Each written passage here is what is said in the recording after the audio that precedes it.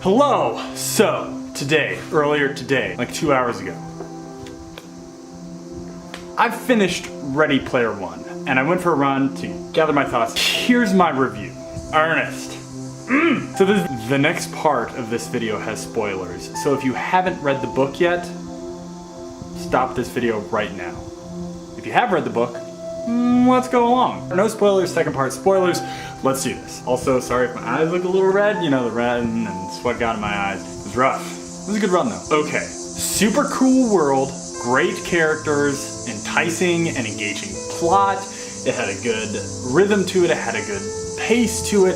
It kept me involved. There were literally times where I felt like this book was my oasis. I just wanted to be jacked into it all the time. I just wanted to be in it.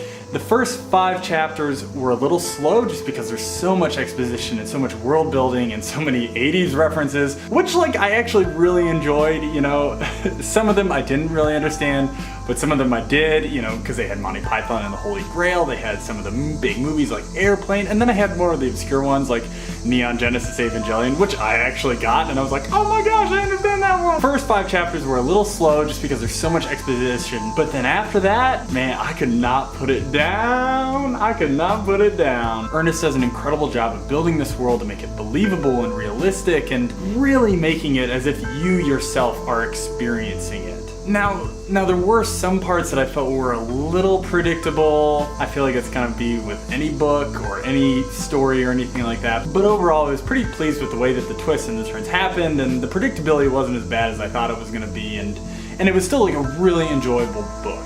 But I think my one critique, and I don't even know if you can really call it a critique because you can't really avoid it with this kind of thing, is just the amount of exposition. Because there are so many things in this book, you know, when he gets the keys or when he goes through the gates that he's like, oh, and it's this obscure video game from the 80s, and then he tells you all about it so that you understand what's about to happen, which you kind of have to. But at the same time, I feel like it breaks up the story a little bit and breaks up the momentum, and you know, you have to understand that for the story, and it's, you know, it's really cool.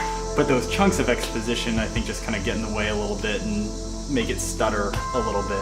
Which, again, there's no really good way around it, so it's fine, it's good. But so the biggest test that I have with any, you know, story or movie or, you know, whatever. But so the biggest test that I have when it comes to movies or stories or TV shows or whatever is, does it capture my imagination? Does it make me want to live in that world? Does it make me want to go out and imagine that I'm part of it? Star Wars was easy. You know, I grew up running around my backyard with a lightsaber. That was easy. Hunger Games definitely caught my imagination. Went on to make my own Hunger Games. Ready Player One.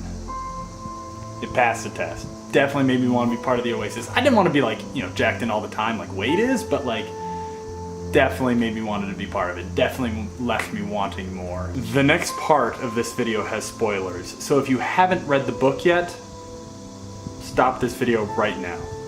If you have read the book, let's go along. So when I started this book, I wondered that, you know, because I figured that